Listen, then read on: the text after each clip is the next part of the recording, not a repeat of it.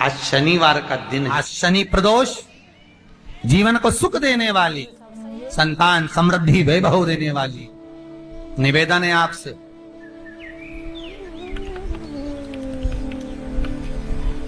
सूर्य अस्त का समय हो, प्रदोष का समय, प्रदोष काल, शाम के समय पर कटोरी में सरसों का तेल ले लीजिए।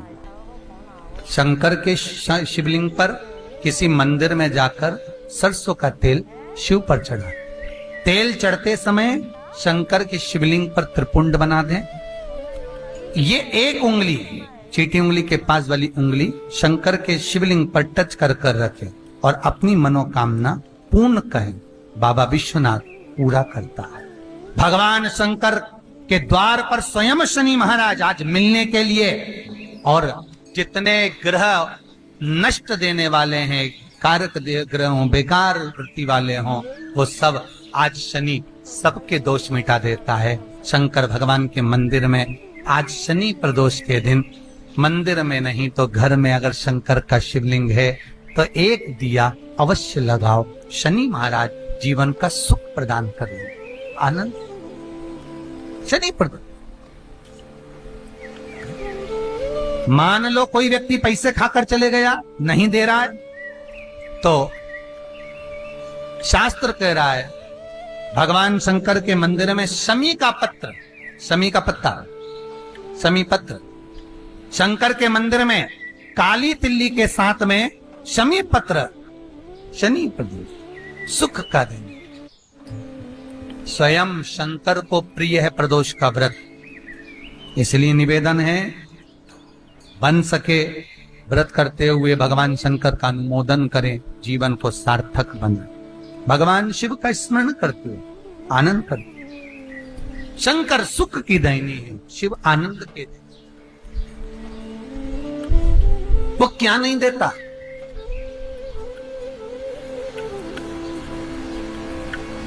क्या नहीं देता? आरोग्यता देने वाला अगर कोई है तो शंकर है। शनिवार की प्रदोष संतान का सुख देती है, और शनिवार की अगर प्रदोष पड़ती है तो शिव शमी के वृक्ष के नीचे रहते हैं। और प्रदोष के दिन, प्रदोष काल में लगाया गया दीप, प्रज्वलित करा गया दीप 5 स्थान पर फल देता है। पहला स्थान, अगर हमको या हमारे परिवार में किसी को काल सर्प दोष है तो हमारा प्रदोष का लगाया गया दीपक कहीं पूजन मत कराओ, वो दीप जलाने से ही काल सर्प दोष समाप्त होता चलेगा। दूसरा स्थान पितृदोष। अगर किसी ने कह दिया कि तेरे घर में पितृदोष है, तेरे घर में, कई लोग बता देते हैं कि तुम्हारे घर में, कई माताएं पूछती हैं मेरे घर में बेटा नहीं, मेरे घर में 3 बेटी हो गई, 4 बेटी हो गई, 5 बेटी हो गई, बेटा नहीं है, बेटा नहीं, तो किसी ने कह दिया पितृदोष है। अब तुम शंकर जी की पूजन कर रहे हो, शंकर जी पे जल चढ़ा रहे हो, शिव की स्तुति कर रहे हो, तो किसी किसी की यहाँ 3 बेटियों के बाद, 4 बेटियों के बाद, एक माता ने तो लिखा है कि उसके यहाँ 2008 में उसके घर में लड़की ने जन्म लिया था, या 2008 में उसके घर में बच्चे ने जन्म लिया था, लड़की। उसके बाद फिर लड़की ने जन्म लिया, और उसके बाद उसके घर में कोई पुत्र का योग नहीं बना। तब उसने प्रदोष के समय पर शाम को दिया लगाना प्रारंभ करा, और 2008 में बच्ची जन्मी थी, और अब 2024 में उसके घर में लड़के ने जन्म लिया। कि प्रदोष काल का लगाया गया दीपक, प्रदोष काल, प्रदोष के दिन, प्रदोष काल का जो दीपदान होता है वो सरल नहीं होता, वो सहज नहीं होता। 5 स्थान की पूर्ति करता है। पहला स्थान किस चीज के लिए? काल सर्पदोष के लिए। दूसरा पितृदोष। कैसा भी तुम्हें कोई पितृदोष बता दे, कितना भी तुमसे कोई कह दे कि तेरे घर में पितृ का दोष है, तेरे घर में ये दोष है, अगर आप प्रदोष के दिन, प्रदोष काल में, अर्थात सूर्य अस्त के समय के 2:45 तक का जो समय होता है, 2 घंटे के समय का, उसके अंतर्गत अगर आप प्रदोष काल के समय में भगवान शंकर को दीप लगाने के लिए अगर पहुंचे हो तो वो आपको फल देगा ही, पितृ दोष का निवारण होगा ही। चाहे तुम कुछ करो चाहे मत करो, वो पितृ की शांति करा दे। दूसरे नंबर पर है पितृदोष। तीसरे नंबर पर है वास्तु दोष। हमारे घर का, अब एक बहुत बहुत सावधानी से श्रवण करने वाला विषय है। वंश की वृद्धि नहीं है। 30 वर्ष शादी के हो गए, 40 वर्ष शादी के हो गए और औलाद है ही नहीं। डॉक्टर ने भी हाथ ऊंचे कर दिए, टेस्ट पे भी करवाया, IVF करवाया, सब कुछ तुमने करवा लिया, तो भी औलाद नहीं है। तब आखिरी में एक काम चालू करो, प्रदोष का दिन दोनों पति पत्नी व्रत चालू कर दो प्रदोष का, और प्रदोष काल में शाम के समय जाकर एक ही दिए में 2 लंबी बाती जानते हो ना, रुई की लंबी कपास की बाती 2, और दोनों बाती एक ही दिए में रखकर पति पत्नी दोनों उसको प्रज्वलित करना प्रारंभ करें। बाबा संतान देकर ही रहेगा, औलाद आएगी ही। दीप की जो बाती में अंतर आ जाता है, एक गोल बाती में और लंबी बाती में अंतर आता है, बहुत अंतर आता है। पितरों के लिए गोल बाती का प्रयोग बहुत कम होता है महाराज। देवी जी के लिए, माता रानी के लिए, जगत जननी के लिए गोल बाती का प्रयोग बहुत कम होता है महाराज, ध्यान रखिएगा। एक पित्र के लिए, एक जगत जननी जगदम्बा दुर्गा भवानी के लिए गोल बाती का प्रयोग कम होता है, लंबी बाती का प्रयोग ज्यादा। क्यों? क्योंकि हमारे घर की कुल देवी और हमारे घर के पितर हमारे वंश की वृद्धि करें, इसलिए लंबी बाती रखी जाती है, जिससे हमारा वंश बहुत लंबा चले, बहुत उन्नति की ओर बढ़े, इसलिए लंबी बाती का प्रयोग किया।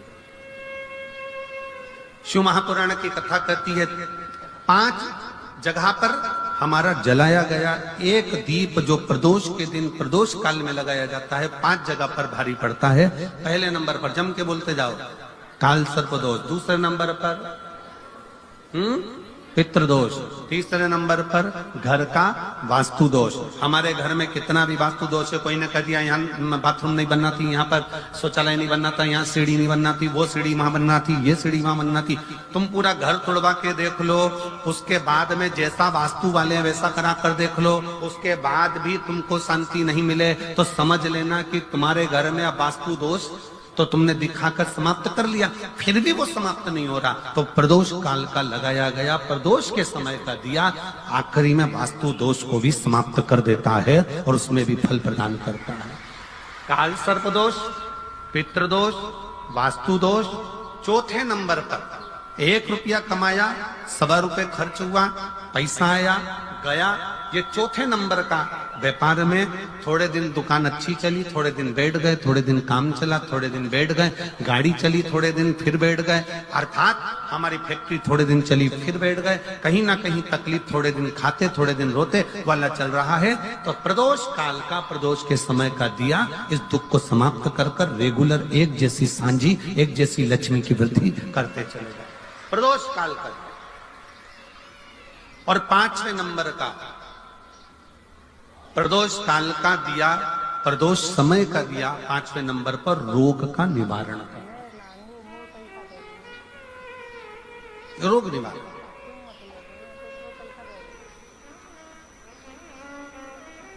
ये 5 स्थान जो बताए गए हैं प्रदोष काल के दिन, प्रदोष के दिन दीप प्रज्वलन के। प्रदोष व्रत का इतना महत्व है महाराज। ये प्रदोष व्रत होता क्या है? प्रदोष व्रत का महत्व क्या है? शिव महापुराण की कथा कहती है शंकर भगवान का प्रदोष का व्रत, अर्थात चंद्रदेव को जो क्षय रोग हो गया, बीमार पड़ गए, शरीर गलकर नीचे गिरने लगा, तब देव ऋषि नारद ने भगवान चंद्र को शंकर भगवान के पूजन का विधान बताया, और पूजन करते करते त्रयोदशी तिथि आ गई, जिस त्रयोदशी के दिन चंद्रदेव ने सुबह से शाम तक कुछ नहीं खाया। शाम के समय सूर्य अस्त के पहले चंद्रदेव ने स्नान किया, श्वेत वस्त्र धारण करे, और श्वेत वस्त्र धारण कर कर चंद्रदेव शंकर के शिवलिंग की पूजन करने बैठ गए। शंकर भगवान के शिवलिंग की पूजन जब चंद्रदेव ने करी, हाथ में अक्षत लेकर चंद्रदेव ने शंकर को समर्पित करे, ओम उमापति नमः कहकर जब चंद्रदेव ने शिव को समर्पित करे, भगवान शंकर त्रयोदशी के दिन प्रदोष समय में, प्रदोष काल में प्रकट हो गए, और प्रकट होकर बोले, ऐ चंद्र, तुमने आज मेरा अनुरोधन किया है, आज मेरा स्मरण किया है, जाओ आज त्रयोदशी के दिन प्रदोष काल में मैं तुम्हारे शरीर को स्वस्थ करता हूं, तब से ये प्रदोष व्रत प्रारंभ हुआ है महाराज। किसने करा है प्रदोष व्रत? भगवान विष्णु ने करा था। जब घोड़े का मुंह लगा हयग्रीव अवतार, लक्ष्मी जी हंस दी थी तो घोड़े का मुंह भगवान विष्णु का लगा, तब भगवान विष्णु ने प्रदोष व्रत करा था। भगवान विष्णु प्रदोष व्रत 11, 26 अवश्य करना चाहिए। या तो 11 करो या 26 करो, करना चाहिए। प्रदोष कोई साधारण सा व्रत नहीं है। प्रदोष कोई निम्नता व्रत नहीं है, सहजता का। एक एक प्रदोष का महत्व शास्त्र वर्णन करता, शिव महापुराण कहती है एक एक प्रदोष का महत्व, एक एक प्रदोष। एक बात बहुत अच्छे से समझ लीजिए, जिसके घर में क्लेश होता हो, अशांति रहती हो, क्लेश रहता हो, या छोटी छोटी बात पर विवाद चालू हो जाता हो, या पति पत्नी में, परिवार में, सास बहू आदि में कहीं ना कहीं कुछ अगर विवाद रहता हो, ऐसा बेलपत्री की डंडी रहती है ना, बहुत ध्यान दीजिएगा महाराज। जैसे ये बेलपत्री की जो डंडी होती है, डंडी का जो भाग होता है बेलपत्री की, ऐसा बेलपत्री की 7 भाग ले लो, मतलब बेलपत्री 7 ले लीजिए। 7 बेलपत्र लेकर कच्चा जो सूत होता है ना, कच्चा सूत जो जानते हो पेड़ पौधे में माता लपेटती हैं, धागा जो होता है ना सफेद कलर का कच्चा धागा, जो बड़ में, पीपल में और आंवला आदि में लपेटा जाता है, कच्चा सूत, उसको शंकर भगवान और माता पार्वती का स्मरण कर कर नंदी के, जो नंदी होता है, नंदी के राइट भाग में, नंदी का एक पांव ऊंचा होता है, आपने देखा होगा आगे का पांव ऊंचा होता है, बैठते समय नंदी का एक पांव ऊंचा, एक पांव नीचे क्यों हो जाता है? तो नंदी का जहां पांव ऊंचा है उस ऊंचे पांव के पास में बैठना है। कच्चे सूत पर उस बेलपत्री के जो 7 गुच्छ हैं, 7 जो बेलपत्री के भाग हैं, 7 बेलपत्री हैं, उसको अपना नाम गोत्र स्मरण कर कर उस कच्चे सूत को लपेटना है महाराज। लाल कलर का चंदन उस बेलपत्री के पत्ते में जो अग्रभाग होता है, सबसे आगे का भाग, 7 में लाल चंदन लगाना है महाराज। उस चंदन को लगाकर आप प्रदोष के दिन, प्रदोष काल में शंकर भगवान को समर्पित अगर करते हैं तो जिस घर का गोत्र बोला है उस घर में कभी क्लेश नहीं हो सकता, वो शांति का अनुभव कर, उसमें क्लेश नहीं हो सकता। एक धागा होता है पक्का धागा, एक धागा होता है कच्चा धागा। बहुत ध्यान दीजिएगा महाराज, पक्के धागे से नहीं लपेटना सफेद, कच्चा जो धागा पीपल में, बड़ में या आंवला आदि में जो हम लोग लपेटते हैं पूजन करते समय, वो कच्चा धागा। और एक बात और आपको कहने, ध्यान दीजिएगा, अगर मान लो किसी पति पत्नी का तलाक तक की नौबत हो गई और तलाक नहीं कराना है, आपस में वापिस प्रेम बढ़ जाए, छोरी वापिस घर में रहे, बेटा उसको रखे, बहू रहे, आपस में प्रेम बढ़े, वो भले मायके चली गई हो, वो भले लड़का छोड़कर चले गया हो, अकेली रह रही हो और चाहती है कि मैं पति के साथ रहना है, तलाक नहीं होना चाहिए, हम दोनों में प्रेम रहे, वो संभाले मेरे को भी और मैं भी आदर करूं, वो भी आदर करे। तो मेरा निवेदन है, कच्चा जो सूत होता है, कच्चा जो धागा होता है, नंदी के ठीक पीछे बैठकर कोई साथ में आपके परिवार का कोई व्यक्ति चले जाए और हस्तकमल को, जिसको अपने परिवार में वापिस रहना है, उस स्त्री हो या पुरुष हो, दोनों में से कोई भी नंदी के पीछे बैठकर, सोमवार की जिस दिन अष्टमी पड़े उस दिन नंदी के पीछे बैठकर हाथ को ऐसा बंद करना है हाथ में एक बेलपत्री रखना है सीधी सीधी, बंद कर कर 7 बार उस हाथ पर कच्चा सूत लपेट देना है। उस सूत को वापस निकाल लेना है। बेलपत्री के साथ में, और बेलपत्री को तो अपने पास में रखना। सबसे पहले माता पार्वती का जो हस्त कमल ऐसा होता है शिव मंदिर में, उस हस्त कमल में वो सूत जो आपके हाथ से निकला है वो उसमें डाल देना है, माँ जगत जननी से प्रार्थना कर कर। और जो बेलपत्री आपने संबंध को जोड़ने के लिए अपने हाथ में ली है, वो शंकर भगवान के कटी भाग में, फिर निवेदन करूंगा, कटी भाग को समझ लीजिए। ये शिवलिंग रखा है, जहां पर शंकर भगवान का शिवलिंग, माता पार्वती जी के हस्त कमल पर जो शिवलिंग रखा है, ये भाग कटी भाग कहलाता है। इस जगह पर जहां शंकर और पार्वती का मिलन हुआ है, उस जगह पर उस बेलपत्री को रख देना। महाराज ज्यादा से ज्यादा 3-4 महीने लगते हैं, दोनों में वापस प्रेम बढ़ जाता है, दोनों एक हो जाते हैं।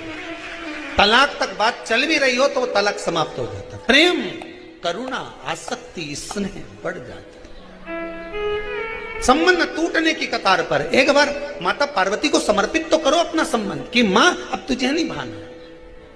माना मैंने अपशब्द कह दिया होगा, माना मेरी गलती होगी, थोड़ी गलती उनकी भी होगी, पर दोनों की गलती है मां, अब इस संबंध को तुझे निभाना। जब कच्चा सूत माता के हाथ में रखो तब माता को विनती करना, इस संबंध की डोरी अब तेरे को दे दी। दीन बंधु दीनानाथ मेरी डोरी तेरे।